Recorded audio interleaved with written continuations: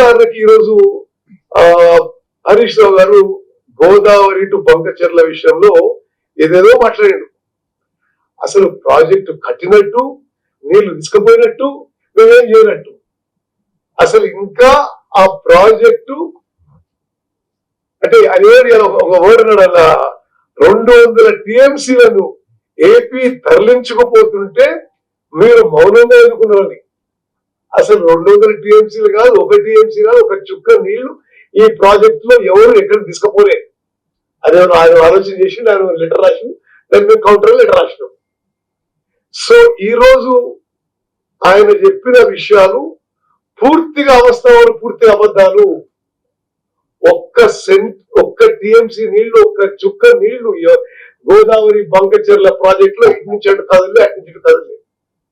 మేము విషయంలో చాలా అలర్ట్ గా ఉన్నాం. నేను మీకు ఈరోజు మేము ఇప్పటికే కేంద్రంలో ఉన్న water resources minister CR Patil గారు, కేంద్ర ఆర్థిక శాఖ మంత్రివర్యులు నిర్మలా సీతారామన్ గారికి రాసిన లేఖ కాపీ కూడా మీకు విడుదల చేస్తున్నాము. చాలా స్పష్టంగా అందులో సిఆర్ పాటిల్ గారికి ఏం రాశామంటే, ఇది వాళ్ళు ఇట్లా ప్రపోజల్ పెట్టినట్టు తెలిసింది. ఆ ప్రపోజల్ వాళ్ళు ఫైనాన్స్ మినిస్ట్రీకి పెట్టారు. ఫైనాన్స్ మినిస్ట్రీ మీకు రాసింది, మీరు కేఆర్ఎంపీ జిఆర్ఎంపీకి రాశారు. వాళ్ళు ఒపీనియన్ అడుగుతూ ఆ ప్రాజెక్ట్ విషయంలో మాకు అభ్యంతరాలు ఉన్నాయి. మేము మీడియా ద్వారా, ఇతర సోర్సెస్ ద్వారా తెలుసుకున్న విషయాల్లో మేము దానికి అబ్జెక్ట్ చేస్తున్నాము. అది ఏపీ రీఆర్గనైజేషన్ యాక్ట్ కి వ్యతిరేకం. ఆ ప్రాజెక్టు చట్ట వ్యతిరేకం. మేము అంగీకరించడం లేదు. దీనికి మాకు కేఆర్ఎంబి గాని జిఆర్ఎంబి గాని మాకు ఆ ప్రాజెక్ట్ వివరాలు కూడా తెలియజేయలేదు. So we are objecting to the proposals of Andhra Pradesh government అని చాలా స్పష్టంగా లిఖిత పూర్వకంగా కేంద్ర వాటర్ రిసోర్సెస్ మంత్రికి, కేంద్ర ఫైనాన్స్ మినిస్టర్ కూడా మేము తెలియజేయడం జరిగింది. సో వారు ఇందులో మాట్లాడిన మాటలన్నీ ఏం రెస్పాండ్ చేస్తారు, అసలు విషయానికి ఏమి దాంట్లో ఏమి అర్థం లేదు. ఆయన ప్రతిమ ఏదేదో మాట్లాడిండు. అవన్నీ ఏపీ సీఎం కేంద్రాన్ని నిధుల కోసం రాసిండు. మరి రాసిండేమో, మరి అసలు దానికి అనుమతులు లేవు, కేంద్రం ఒప్పుకోలేవు, కేఆర్ఎంపీ జిఆర్ఎంపీ పర్మిషన్ లేవు. మేము దానికి ఆల్రెడీ అబ్జెక్ట్ చేస్తున్నాము. అదేవిధంగా నిర్మలా సీతారామన్ ఎక్కడి నుంచో ఫైల్ ఇస్తుంది అది అంటున్నాడు.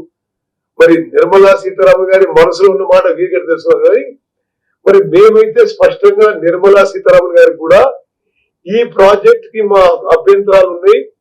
ఇది ఏపీ రీఆర్గనైజేషన్ యాక్ట్ కి వ్యతిరేకం. ఇది ప్రాజెక్ట్ ఇల్లీగల్ అవుతుంది. దీనికి నిధులు కేటాయించొద్దు అని స్పష్టంగా నేనే లెటర్ రాసిన. ఆ లెటర్ కాపీ కూడా మీకు విడుదల చేసిన. ఓకే, సో ఒకటి, దీంట్లో ఏమి వాస్తవం లేదు. రెండో విషయం మిత్రురాలు అంటే, వాస్తవంగా తెలంగాణ మంచి కోరిన ఏ వ్యక్తి, ఏ రైతు కూడా వాళ్ళ హయాంలో చేసిన పనులని ఏకీభవించారు కాదు, వాళ్ళని తీవ్రంగా ఖండిస్తారు.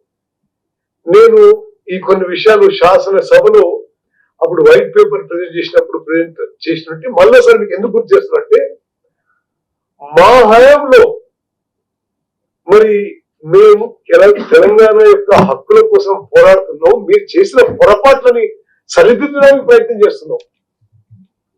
10 ఏళ్ల తర్వాత వాళ్ళు 10 ఏళ్ళు అధికారులు వచ్చిండ్రు. మేము 1 year అయింది. 1 year లో 4-5 నెలలు పార్లమెంట్ ఎలక్షన్స్ లో పోయినాయి. మేము Krishna disputes water tribunal 2 Brijesh tribunal గారు నేనే హాజరై, బహుశా భారతదేశంలో ఏ రాష్ట్రంలో ఎక్కడ కూడా ఒక వాటర్ డిస్ప్యూట్స్ ట్రిబ్యునల్ లో ఇరిగేషన్ మంత్రి స్వయంగా హాజరు కాకపోయిండొచ్చు. ఎన్నడూ కూడా కేసీఆర్ గారు కానీ హరీష్ రావు అటెండ్ కాలే. నేనే హాజరై మా వాదనలు బలంగా వినిపించి ఆ ట్రిబ్యునల్ ని సెక్షన్ 3 కింద గతంలో తెలంగాణకి వీళ్ళు అంగీకరించిన నీటిని, వీళ్ళు అంగీకరించిన కేటాయింపులని పునరాలోచన చేసే విధంగా ఒప్పించినము అని మేము పోయి అలా చేస్తే ఇది మా విజయం. మరి 10 ఏళ్ల పాటు చేసిన కృషి అని చెప్తున్నాం. 10 ఏళ్ల పాటు ఏం చేసినా ఒకసారి మీకు dates and time and document తో సహా ఇస్తా.